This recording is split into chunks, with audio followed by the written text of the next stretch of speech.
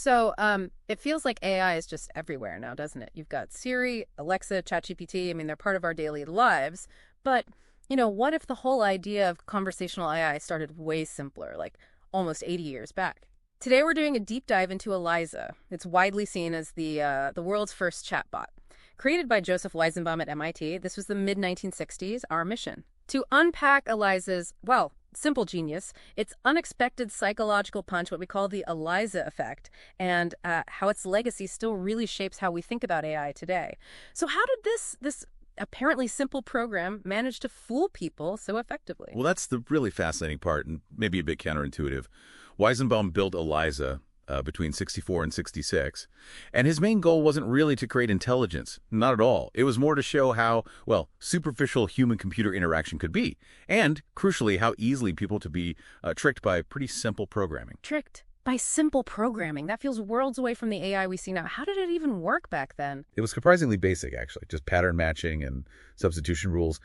ELIZA didn't understand anything. Not really. No context, no meaning. It just looked for keywords.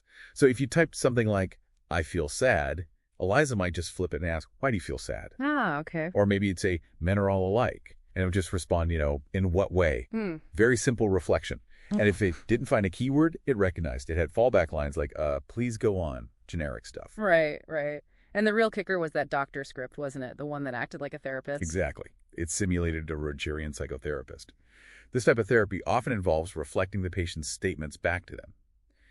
So this non-directive style made ELIZA seem incredibly effective, drawing out personal stuff from users without actually understanding a word. It didn't add anything new, just mirrored. Precisely. And fun fact, the name ELIZA, inspired by Eliza Doolittle from Pygmalion, the character being taught to seem like something she wasn't. And the term chatbot itself wouldn't even be coined for another, 30 years. Huh. Wild. So this effectiveness, despite the simplicity, that leads us to the ELIZA effect. Yes, exactly, the ELIZA effect. It's this human tendency we have to project understanding, empathy, human-like qualities onto computers, even when we consciously know it's just a machine running code.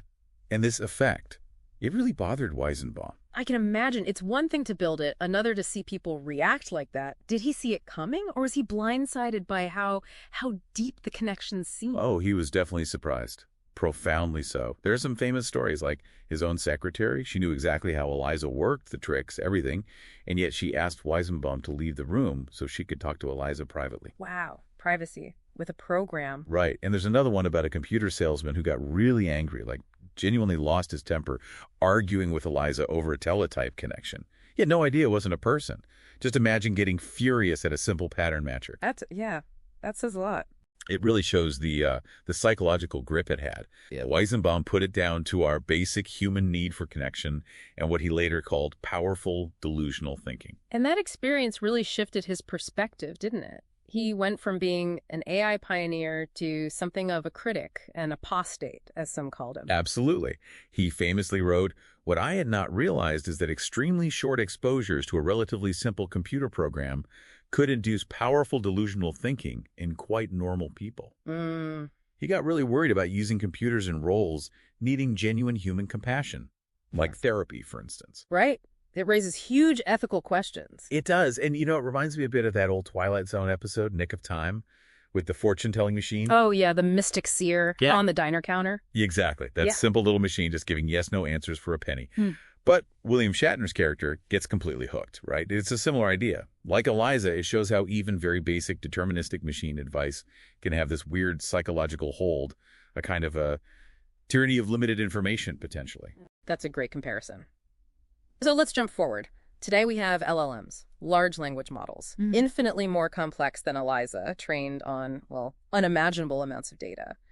But does that complexity mean we're immune now? Or does the ELIZA effect or something like it still linger? Oh, it absolutely lingers, maybe even more powerfully sometimes. Despite the huge technical leap from fixed scripts to, generative AI, that human tendency to attribute understanding, intention, even consciousness, that powerful delusional thinking, it's still very much a factor. So the core questions haven't really changed? Not fundamentally, no. It feels like we're in a cycle. Every big AI advance brings back these same debates. Is it really understanding or just incredibly sophisticated mimicry? Where are the ethical lines? And ironically, it seems the illusion of understanding, the very thing ELIZA demonstrated, has been a major driver of AI progress. So wrapping this up, what should you, our listeners, take away from ELIZA's story? It's clearly more than just a history lesson. Definitely. It's like chapter 1 in the user manual for navigating modern AI. Right. So as you interact with AI today, and you likely do, all the time approach it with curiosity, sure, but also with that discerning eye ELIZA taught us we need. Try to understand a bit about how it works, be aware of the psychological pull that ELIZA affect, and think about the bigger ethical questions. Yeah, the technology is amazing, but the human element is key. Exactly.